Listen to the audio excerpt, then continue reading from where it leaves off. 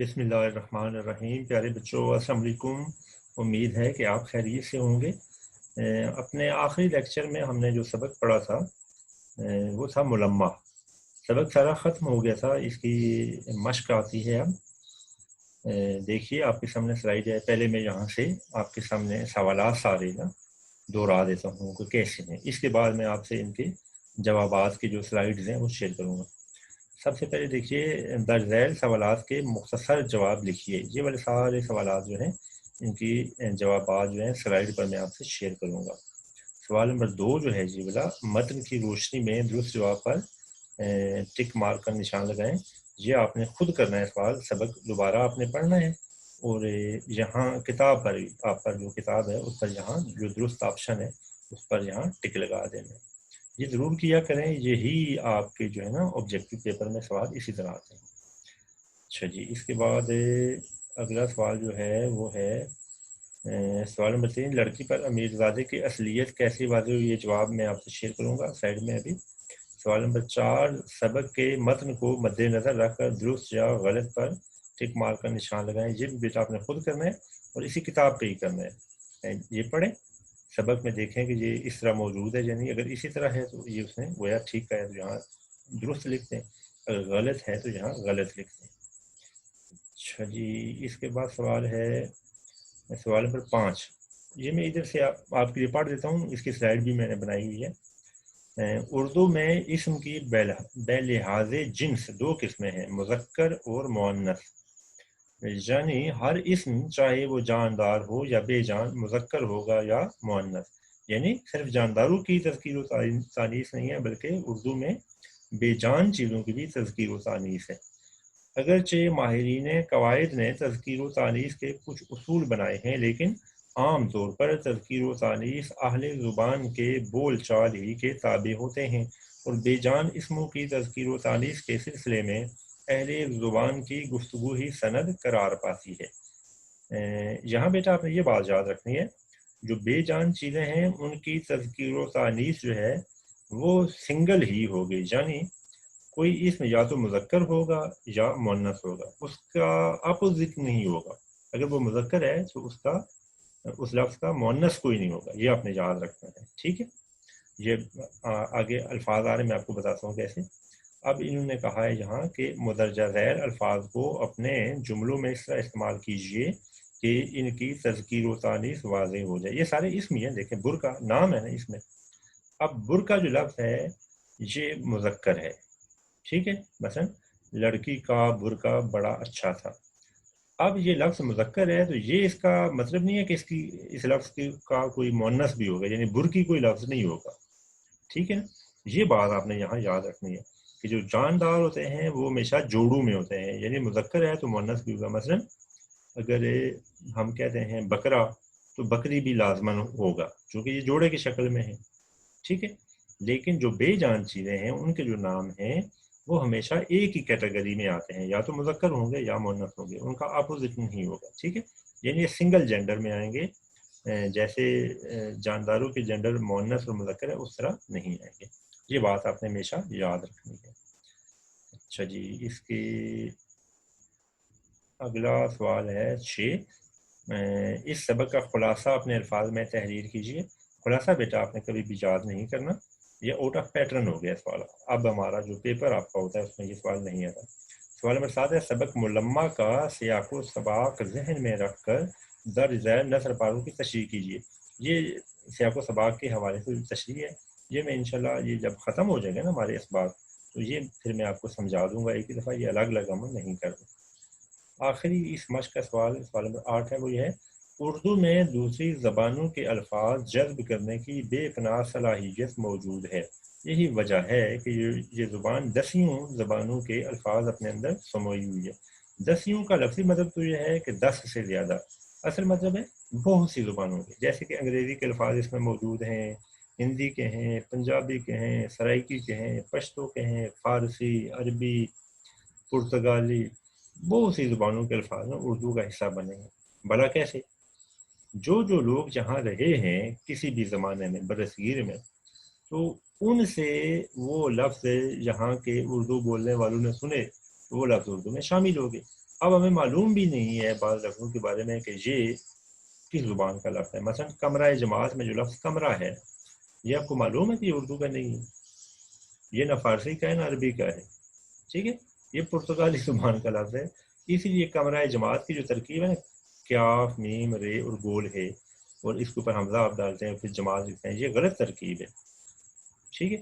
میں جب کلاس میں آپ کو نا بتایا کرتا ہوں کہ خط لکھنے کا کیا طریقہ ہے, خط لکھنے کا جو طریقہ ہے سب سے پہلے آپ یہی لکھتے ہیں نا کمرہ جماعت, تو میں کہتا رہتا ہوں کہ یہ غلط ترکیب ہے. یہ اور بھی ہمارے دوست جو ہے نا آپ کے جو اردو کے اساتذہ ہیں وہ بتایا کرتے ہیں, لیکن عام لوگ اس کو ٹھیک سمجھتے ہیں. لفظ کمرہ ویسے لکھنا ٹھیک ہے, کاف میم رے ہے لکھیں یا کاف میم رے لکھیں, دونوں طرح سے بات ٹھیک تو اصل میں ہے ہی صحیح ہے چونکہ اسی طرح رائج ہو گیا, لیکن نا کمرہ جماعت کی جو ترکیب ہے نا یہ غلط ہے. اس کی جگہ ہم بتایا کرتے ہیں کہ آپ امتحانی مرکز لکھیں یا مرکز امتحانات لکھیں, اس طرح کے لفظ. تو یہ جو انہوں نے لکھا ہے نا, یہ آپ میں سے اکثر بچوں کے ذہن میں یہ بات بالکل نہیں ہوگی شاید کہ اردو میں کن کن زبانوں کے الفاظ موجود ہیں. ایک زمانے تک اس پر فارسی اور عربی الفاظ کا غلبہ رہا, شروع کا زمانہ جو ہے, ٹھیک ہے.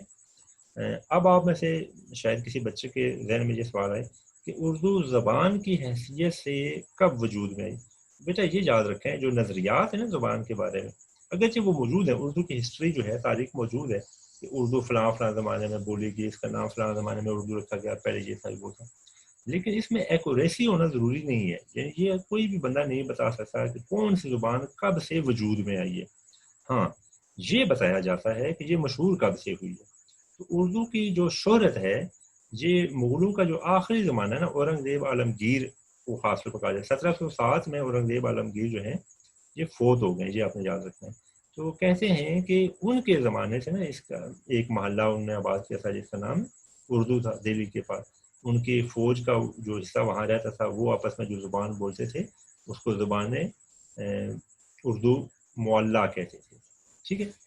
اردو زبان کے جو پرانے نام ہیں اردو معلیٰ, میم عین لام چھوٹی جے اور لام پر کھڑی زبر ہے معلیٰ. تو آہستہ آہستہ یہی لفظ اردو رہ گیا, معلیٰ ختم ہو گیا. تو یہ تو لکھا جاتا ہے, لیکن ہم بالکل نہ ایکوریسی سے نہیں کہہ سکتے یہ کب سے شروع ہوئی تھی, پہلا بندہ کون تھا, کیسے وجود میں آئی. یہاں بہت سے لوگ ظاہر صدیوں سے رہ رہے ہیں, تو آپس میں میل جول سے جو زبانیں وجود میں آئی ہیں اس میں اردو بھی شامل ہے. یہ بات البتہ طے شدہ ہے, یعنی سارے لوگ اس کو مانتے ہیں کہ اردو جو ہے برصغیر کے لوگوں ہی کے اندر سے اس نے جنم لیا, ٹھیک ہے. اس کا وطن جو ہے برصغیر ہے, یعنی کئی سو سال پہلے. اچھا اب دیکھیں حضرت امیر خسرو جو ہیں وہ 14ویں صدی میں یعنی 1300 کچھ میں نا وہ پیدا ہوئے, ان کا سن وفات بھی یہی ہے 14ویں صدی. ان کے اشعار میں بھی نا اردو کے الفاظ موجود ہیں, لیکن دلچسپ بات یہ ہے کہ ان میں سے بعض الفاظ تو پنجابی میں بھی ہیں, اور سندھی اور دوسری ہماری جو لوکل زبانیں یہ جیسے ہندی ہے, سنسکرت ہے, اس کے الفاظ بھی موجود ہیں.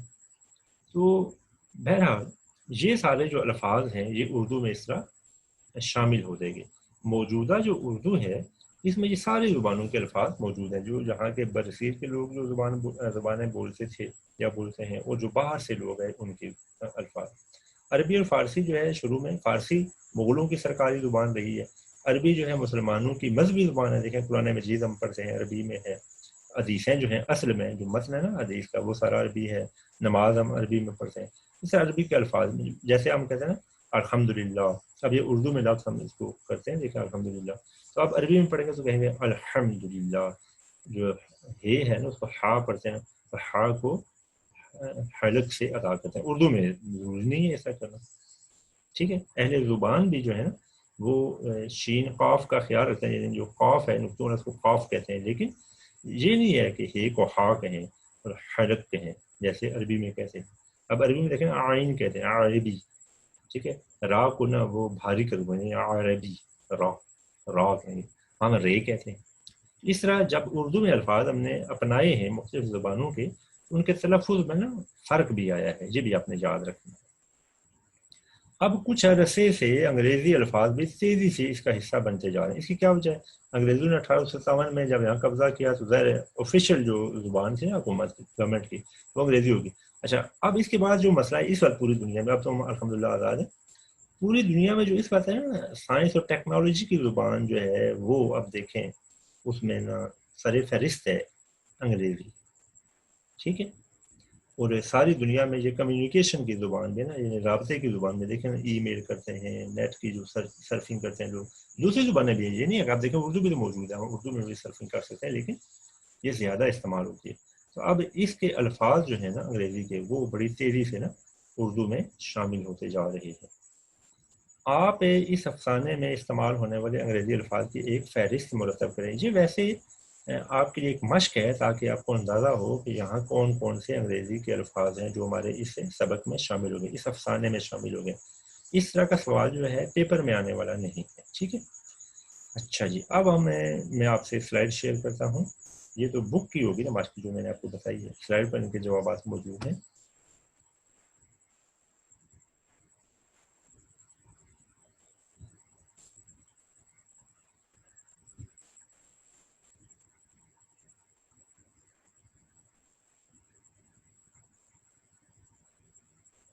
جی بیٹا یہ مشقی سوالات ہیں، میں اس کو زوم بھی کر دیتا ہوں، ویسے تو یہ واضح رہتا ہے اسی طرح لیکن پھر چلیے.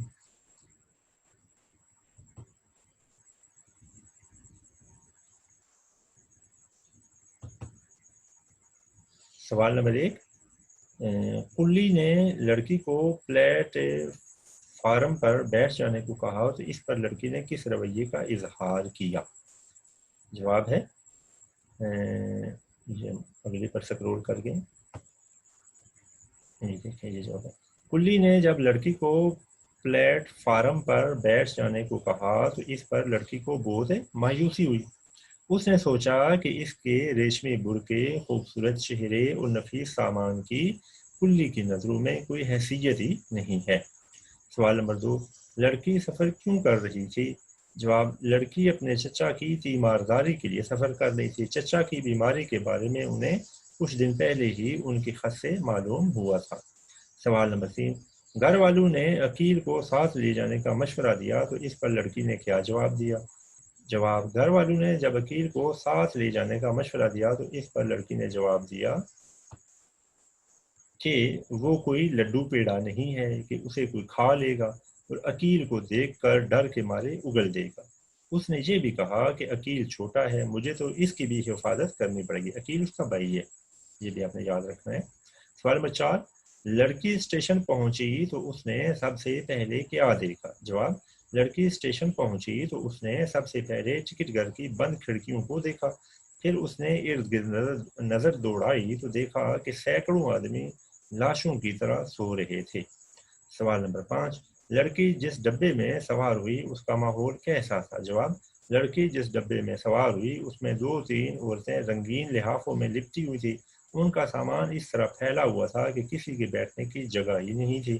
ایک سیٹ پر ایک دبلی پتلی عورت اپنے کمزور سے بچے کو دودھ پلا رہی.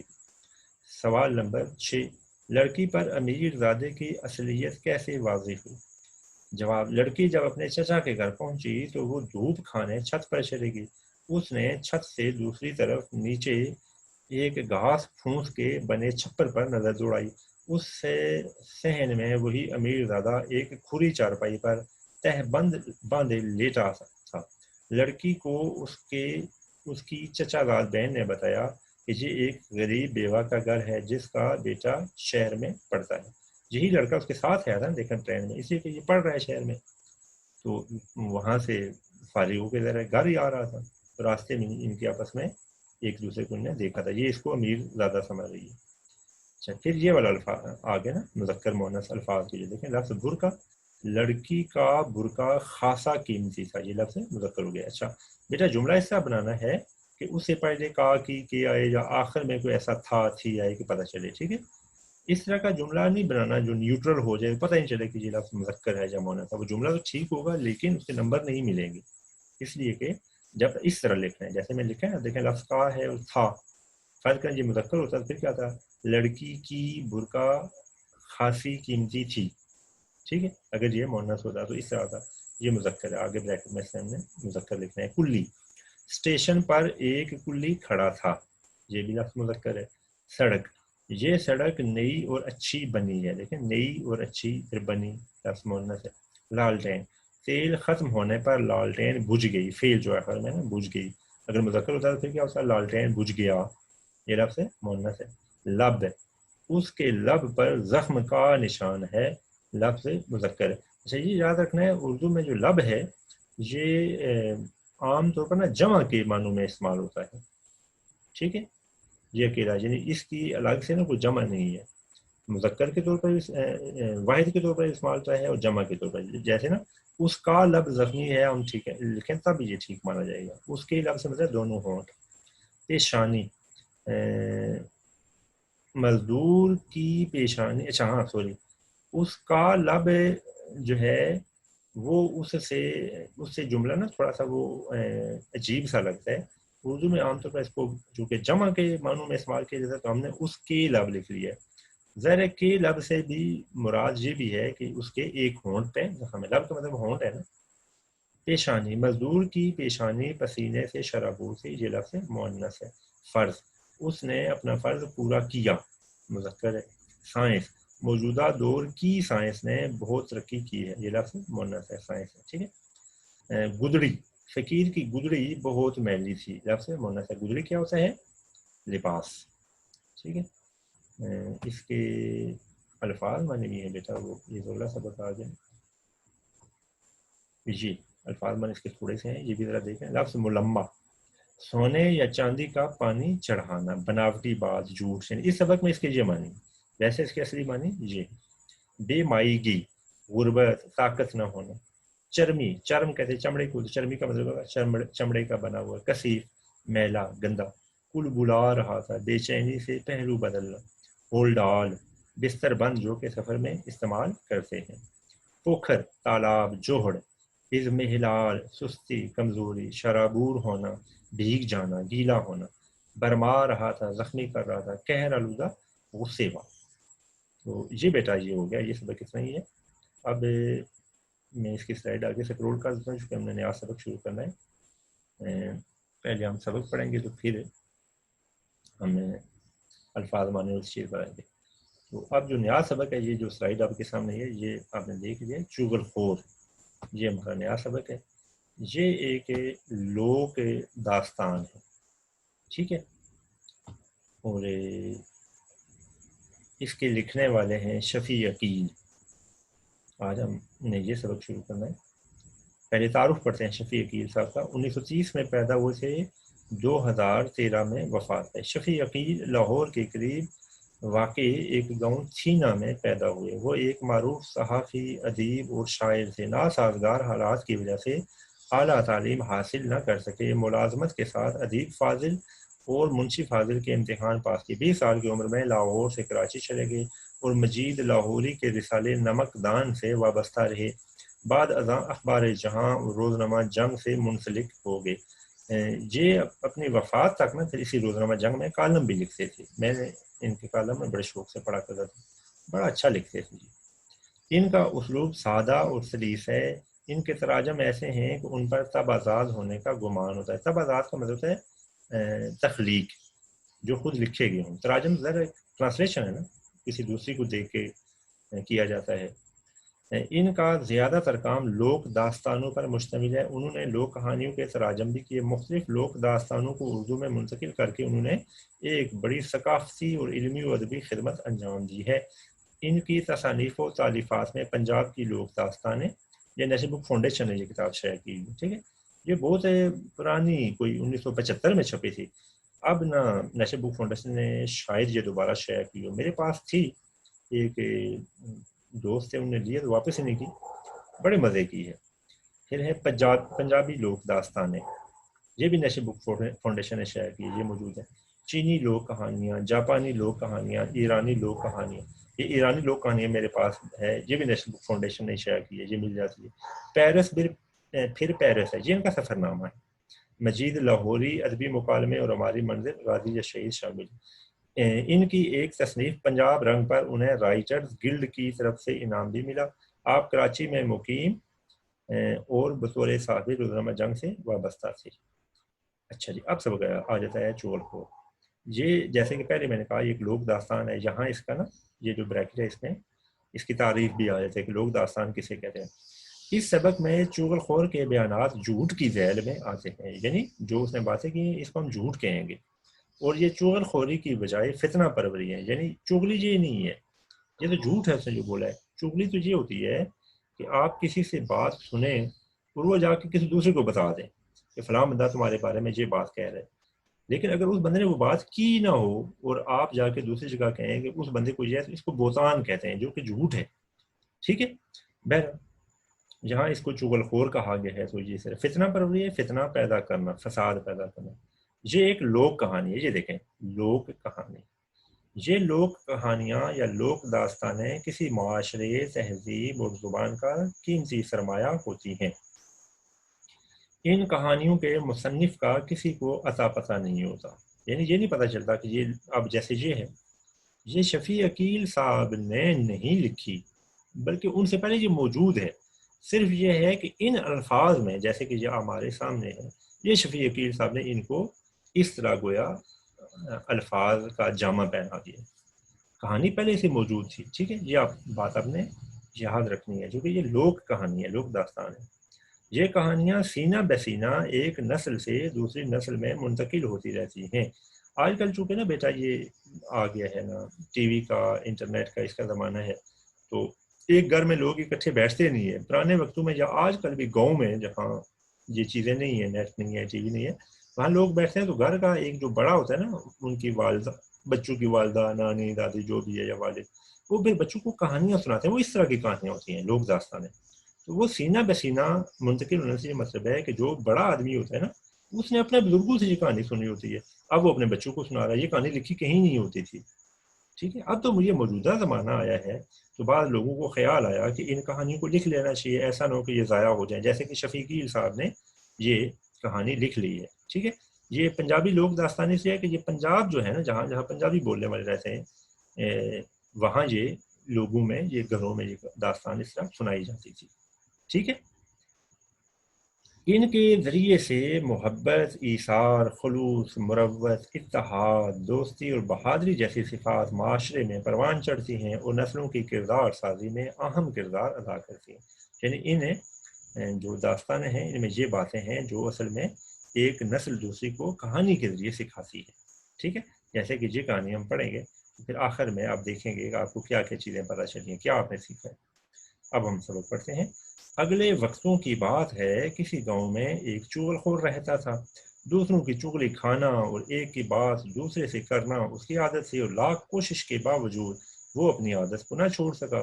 اس نے بارہا اس بات کا ارادہ کیا کہ اب کسی کی چغلی نہیں کھائے گا، ایک کی بات دوسرے سے نہیں کہے گا۔ یہ اس کی ہے چغلی کی تعریف، ٹھیک ہے، ایک کی بات دوسرے سے کرنا، بارہا کئی دفعہ، لیکن ہر بار وہ اپنے اس ارادے میں ناکام ہو جاتا۔ دراصل وہ اپنی عادت سے مجبور تھا، اور اسی عادت کی وجہ سے اسے اپنی ملازمت سے بھی ہاتھ دھونا پڑے تھے۔ ملازمت سے ہاتھ دھونا پڑے، ملازمت سے نکال دیا گیا، ٹھیک ہے، اس لیے کہ اپنا جو اس کا مالک تھا اس کی چوریاں کھاتا تھا، دوسروں کو جا کے بتاتا تھا کہ میرے مالک نے یہ کہا ہے، تو مالک نے کہا کہ چلو بھائی تم آپ اپنے گھر چلے جاؤ، میں تمہیں ملازم رکھنے کو تیار نہیں ہوں، میری باتیں جا کے دوسروں کو بتاتی ہوں۔ چنانچہ وہ بیکار تھا، اس نے دوسری ملازمت کی بہتیری کوشش کی۔ بہتیری کا معنی ہوتے ہیں کافی، بہت سے بہتیری ہے، مگر وہ اس میں کامیاب نہ ہو سکا۔ کچھ دن تک تو اپنی جمع پونجی پر گزر بسر کرتا رہا۔ جمع پونجی جو آدمی نے بچت کی ہو، پیسے جو بچا کے رکھے ہوں، لیکن جب تھوڑا تھوڑا کر کے اس کا سارا سرمایہ ختم ہو گیا تو بہت پریشان ہوا۔ اس نے نوکری اور مزدوری کے لیے سر توڑ کوشش شروع کر دی کہ کہیں فاقوں کی نوبت نہ آ جائے۔ نوبت کے لفظی معنی ہوتے ہیں باری، ٹرن، یعنی ایسا نہ ہو کہ جی میرے پیسے ختم ہو جائیں اور مجھے بھوکا ہی رہنا پڑ جائے۔ مختلف لوگوں سے کہا، در در کی خاک چھانی، ایک ایک کے پاس گیا، مگر مصیبت یہ تھی کہ چغل خور ہونے کی وجہ سے اسے کوئی بھی اپنے پاس ملازم رکھنے کو تیار نہ ہوتا تھا۔ گاؤں کے تمام لوگ اس سے اچھی طرح واقف تھے اور اس کی چغلی کھانے کی عادت کے بارے میں جانتے تھے، اس لیے اسے کوئی بھی منہ نہ لگاتا تھا۔ منہ نہ لگاتا تھا یعنی اس کو ملازم رکھنے پر تیار نہ تھا۔ آخر جب وہ مسلسل ناکامیوں سے تنگ آ گیا اور نوبت واقعی فاقوں تک آ پہنچی، تو اس نے دل میں سوچا اس گاؤں کو چھوڑ دینا چاہیے اور کہیں اور چل کر قسمت آزمائی کرنی چاہیے، یعنی اس گاؤں سے میں کسی اور گاؤں میں جاتا ہوں، وہاں جا کر اپنا نصیب مقدر آزماتا ہوں، شاید وہاں مجھے نوکری مل جائے۔ اگلا صفحہ بیٹا۔ चुनाचे उसने थोड़ा बहुत ज़रूरी सामान लिया और गांव छोड़कर सफ़र पर रवाना हो गया ताकि किसी दूसरे गांव या शहर में जाकर मेहनत मजदूरी करे। चलते चलाते वो एक और गांव में जा पहुंचा। ये गांव उसके लिए नया था और उसे वहां कोई नहीं जानता था, इसलिए उसे उम्मीद थी कि यहाँ नौकरी मिल जाएगी। लिहाजा वो एक किसान के पास गया और उससे कहा, मुझे आप अपनी मुलाजमत में रख लें। किसान ने उसे दरियाफ्त किया, तुम क्या काम कर सकते हो? चुगलखोर ने जवाब दिया, मुझे खेती बाड़ी का सारा काम आता है, ये काम मैं अच्छी तरह कर सकता हूँ। इत्तेफाक की बात यह है कि वो किसान अकेला था और खेतों के काम काज में उसका हाथ बटाने वाला कोई ना था। उसे एक मुलाजिम की ज़रूरत भी थी, इसलिए उसने सोचा, चलो इसे ही मुलाजिम रख लेता हूँ, ये भी ज़रूरतमंद है और मेरा भी काम हल्का हो जाएगा। यही सोचकर उसने चुगलखोर से पूछा, अगर मैं तुम्हें अपने पास मुलाजिम रख लूँ तो तुम तनख्वाह क्या लोगे? इस पर चुगलखोर ने बड़े इत्मीनान से जवाब दिया, कुछ नहीं, मेरी कोई तनख्वाह नहीं है। किसान को उसकी बात सुनकर बड़ा ताज्जुब हुआ, ताज्जुब हैरत हुई कि काम करेगा और तनख्वाह नहीं लेगा। देखें, जो भी बंदा काम करता है वो पैसे तो लेता है, तनख्वाह लेता है, और इसने क्या कहा, मैं कोई तनख्वाह नहीं लूंगा। भला ये क्यों कर हो सकता है, क्यों कर, कैसे? उसने हैरानी से कहा, ये कैसे हो सकता है? जवाब में चुगलखोर कहने लगा, आप मुझे सिर्फ रोटी कपड़ा दे दें और इसके साथ एक बात की इजाज़त, बस यही मेरी तनख्वाह है। किसान पूछने लगा, किस बात की इजाज़त? चुगलखोर बोला, आप मुझे सिर्फ इतनी इजाज़त दे दें कि मैं 6 माह बाद आपकी सिर्फ एक चुगली खा लिया करूं। चुगलखोर की ये बात तो अपनी जगह बड़ी अजीब थी, लेकिन किसान ने अपने दिल में सोचा, मुफ्त का नौकर मिल रहा है, खाली रोटी कपड़े में क्या बुरा है। फिर उसने अपने आप को आमादा करने के लिए कहा, 6 माह बाद एक चुगली खाता है तो खा ले, मेरा क्या जाता है? ये किसी से मेरी चुगली खाकर मेरा क्या बिगाड़ लेगा? मेरे पास कौन से राज हैं जो जाहिर हो जाएंगे? मुझे तुम्हारी ये शर्त मंजूर है। ठीक है, किसान मान गया कि उसको नौकर। अच्छा, ये किसान उसको पहले जानता नहीं था, ये दूसरे गाँव की बात है ना। चुनांचे चुगलखोर किसान के पास मुलाजिम हो गया। वो काम भी उसी का करता था और उसी के घर में रहता भी था। रोजाना सुबह सवेरे किसान के साथ खेतों में चला जाता, बैलों के लिए चारा काटता, हल चलाता, गाही करता, और इस तरह काम में किसान का बराबर का हाथ बटाता। गाही करना क्या होता है बेटा? जैसे गंदम है ना, फसल, जब फसल तैयार हो जाती है तो फिर फसल काट के उसको मशीन में डालते हैं तो दाने अलग और भूसा अलग हो जाता है। पुराने वक्तों में ये काम हाथों से किया जाता था। ठीक है, गंदम जमीन पर फेंकते थे ना, फैला देते थे, उसके ऊपर बैल दौड़ते थे, तो साथ साथ ना उसका जो भूसे वाला हिस्सा है ना, वो खुद ना एक दो बंदे होते थे, वो अलग करते थे और दाने अलग करते जाते थे। इसको गही करना कहते हैं। दिन गुजरते गए और किसान को ये बात भी भूल गई कि 6 माह बाद चुगलखोर ने एक चुगली खाने की इजाजत मांगी थी और इसने अगला सफा चुगली खाने की इजाजत दे दी थी। किसान इतने अरसे में ये तमाम बातें भूल चुका था। इधर चुगलखोर को किसान के यहाँ मुलाजिम हुए 6 माह बीत चुके थे और अब उसका दिल चाह रहा था कि किसी से किसान की कोई चुगली खाए। वो 6 माह से अब तक अपनी इस आदत पर जबर किए हुए था। जबर का मतलब सख्ती। मगर अब मुआहदे की मुद्दत खत्म होने पर अपने आप पर काबू पाना उसके बस में ना था। चुनाचे जब वो अपनी आदत से बिल्कुल मजबूर हो गया, उसने सोचा, अब चाहे कुछ हो मैं किसान की चुगली जरूर खाऊंगा और अब तो माहदे के मुताबिक मेरा हक भी है। एक रोज किसान हस्बे मामूल अपने खेतों में गया हुआ था और घर में उसकी बीवी अकेली थी। ये देखकर चुगलखोर किसान की बीवी के पास गया और बड़ा हमदर्द बनते हुए कहने लगा, अगर तुम बुरा ना मानो तो मैं तुमसे एक बात कहूँ। किसान की बीवी बोली, जरूर कहो, इसमें बुरा मानने की क्या बात है? चुगलखोर और भी ज्यादा हमदर्दी जताते हुए बोला, इसमें तुम्हारा ही भला है। ये सुनकर किसान की बीवी को कुछ शक सा हो गया। उसने दिल में सोचा, हो ना हो कोई खास बात जरूर है। यही ख्याल करके वो कहने लगी, फिर तो जरूर कहो, वो क्या बात है?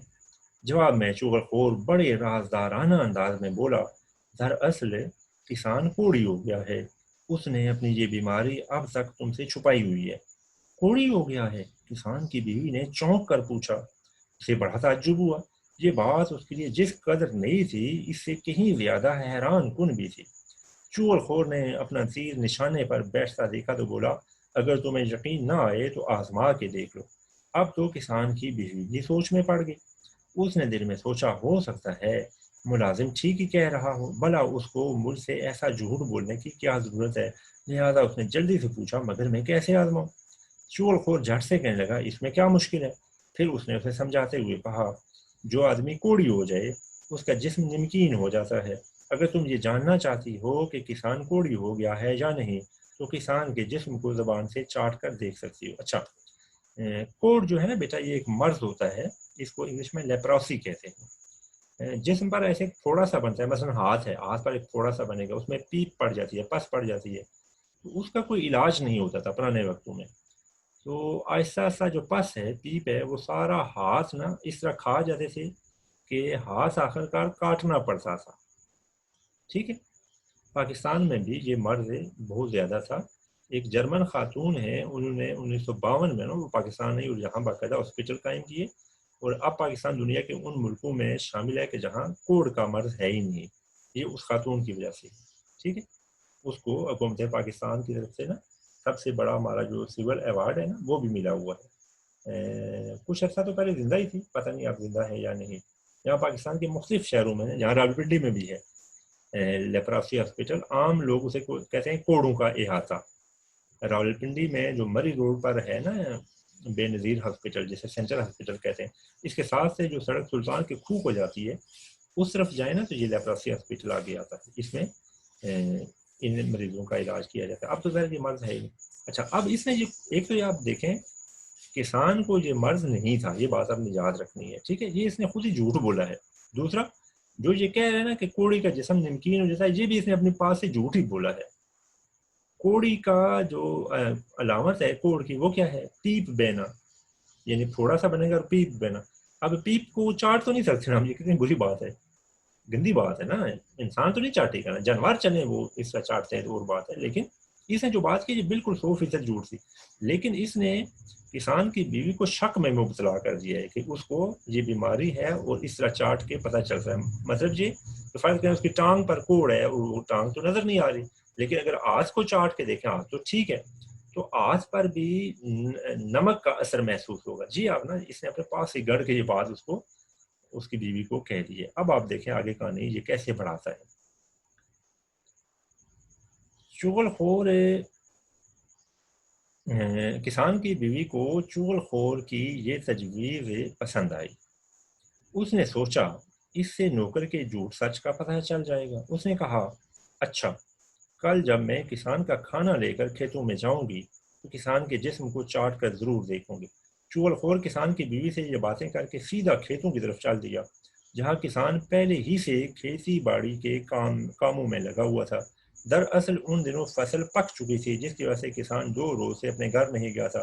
اسے رات کو بھی، اگلا صفحہ 73، کھیتوں ہی میں رہنا پڑتا تھا۔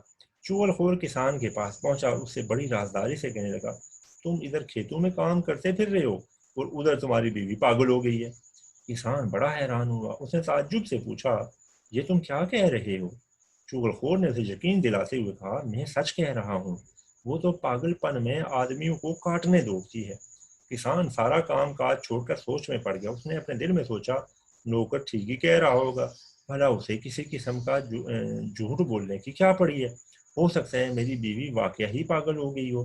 چغل خور نے جب کسان کو اس طرح شش و پنج میں مبتلا دیکھا تو بولا، اگر تمہیں میری بات پر یقین نہیں تو کل جب وہ کھانا لے کر آئے اس وقت دیکھ لینا۔ اچھا، اب دیکھیں اس کے ذہن میں کیسا فطور ہے، فتنہ۔ اس کو پتا ہے کہ میں نے اس سے کسان کی بیوی سے یہ بات کی ہے، اس سے کیا بات کروں کہ اس کے دل میں بھی شک پڑ جائے۔ اب اس کے دل میں کیا شک ڈالا ہے کہ وہ پاگل ہے، اور کیا کہا کہ وہ اتنی پاگل ہے کہ انسان کو کاٹنے کی کوشش کی تھی۔ اب اس کو یہ بات پتا ہے کہ اس کو بیوی کو میں کہہ آیا ہوں کہ کسان کوڑی ہے، اسے چاٹ کے دیکھنا۔ تو ظاہر چاٹنے کے لیے اس کا ہاتھ پکڑے گی اور منہ کھولے گی نا، زبان باہر نہیں کرے گی۔ ادھر کسان کیا سمجھے گا کہ یہ تو مجھے کاٹنے کے لیے ہم آگے آ رہی ہے، پاگل ہو گئی ہے۔ تو آپ دیکھیں پورا نا ایک اپنے طور پر نا کیسے جال وہ بن دیا ہے جھوٹ کو۔ اس پر کسان کہنے لگا، ہاں یہ ٹھیک ہے، آج رات تو مجھے کھیتوں ہی میں رہنا ہے، کل جب وہ کھانا لے کر آئے گی تو میں دیکھ لوں گا۔ اچھا، یہ بات اس لیے بھی اس کی نا صحیح نشانے پر بیٹھ رہی ہے کہ یہ کسان 2 دنوں سے گھر نہیں گیا، اور اس کی بیوی کو یہ بات تو گویا پتہ ہی نہیں تھی کہ وہ اس کو نا یہ بیماری ہے۔ چغل خور نے جب یہ جان لیا کہ کسان اس کی باتوں میں آ گیا ہے تو وہاں سے چلا آیا اور کسان کے سالوں کے پاس پہنچ گیا۔ وہاں پہنچ کر اس نے ان سے کہا، تم لوگ یہاں مزے کر رہے ہو؟ اور تمہارا بہنوئی تمہاری بہن کو روز مار مار کر ادموا کر دیتا ہے، وہ اسے اس ظالمانہ طریقے سے مارتا ہے کہ میں بیان نہیں کر سکتا۔ ادموا یعنی آدھا مرا ہوا، یعنی اتنا مارتا ہے کہ گویا وہ آدھی مر جاتی۔ کسان کے سالو نے چغل خور کی یہ بات سنی تو بہت پریشان ہوئے، لیکن انہوں نے اس سے کہا مگر ہماری بہن نے تو ہمیں یہ کبھی نہیں بتایا۔ اس پر چغل خور بولا وہ بیچاری شرم کے مارے تمہیں کچھ نہیں بتاتی، ورنہ اسے تو کسان اس بری طرح مارتا پیٹتا ہے کہ وہ ہلکان ہو جاتی ہے، کھیتوں میں سب کے سامنے اس کی بے عزتی کرتا ہے۔ لیکن ہم تمہاری بات پر کیسے یقین کر لیں؟ کسان کے سالو نے جس سے کہا نا۔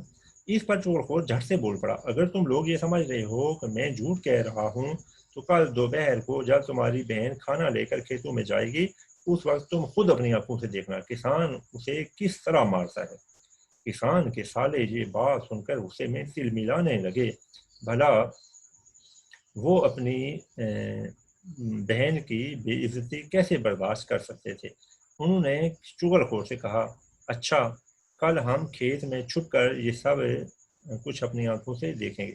سوری یہ بیٹا لفظ نا تل ملانا نہیں ہے، یہ ہے تل ملانا، یہ لفظ یہاں آگے نا انہوں نے اس کے نیچے باقاعدہ تے لکھی ہوئی ہے، لیکن میں نے لغت دیکھی ہے ڈکشنری، وہاں ہر جگہ نا دو میں نے جگہ اس کو دیکھا ہے، لفظ تل ملانا ہی ہوتا ہے، تل ملانا نہیں ہے، ٹھیک ہے، یعنی غصے میں پہلو بدلنا، اس کے معنی یہ ہے۔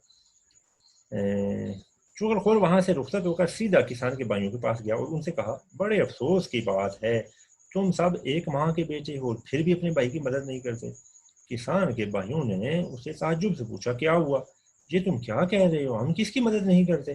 اس پر چغل خور نے روحانسا سا منہ بنا کر جواب دیا، روحانسا یعنی رونے والی شکل بنانا، تمہارا بھائی سخت مصیبت میں گرفتار ہے، اس کے سالے ہر چوتھے روز آ کر اگلا صفحہ اسے زد و کوب کرتے ہیں، زد و کوب مارنا پیٹنا، اور ایک تم ہو کہ تمہیں اس کی خبر تک نہیں۔ کسان کے بھائی یہ سن کر پریشان سے ہو کر کہنے لگے مگر ہمارے بھائی نے تو ہمیں کچھ نہیں بتایا۔ چغل خور بولا وہ تم سے کیا کہے، بیچارہ اپنی شرافت کی وجہ سے کچھ نہیں کہتا اور خاموشی سے یہ بے عزتی برداشت کر لیتا۔ اچھا بیٹا یہ لیکچر جو ہے آج ہم ادھر ہی ختم کرتے ہیں، اگلے لیکچر میں ہم انشاءاللہ یہ یہیں سے شروع کریں گے، پھر ساتھ میں اس کے مشقی سوالات بھی نا اس لیکچر میں شامل ہو جائیں گے، چونکہ یہ لیکچر اگر ہم اس کو کنٹینیو میں کروں سبق سارے کو تو لمبا بھی ہو جائے گا، لینتھی ہو جائے گا، اور دوسرا اس کی مشق تو پھر بھی رہ جائے گی۔ تو آج اس کو ادھر ہی ختم کرتے ہیں، انشاءاللہ اگلے لیکچر میں آپ سے ملاقات ہوگی، تب تک کے لیے خدا حافظ۔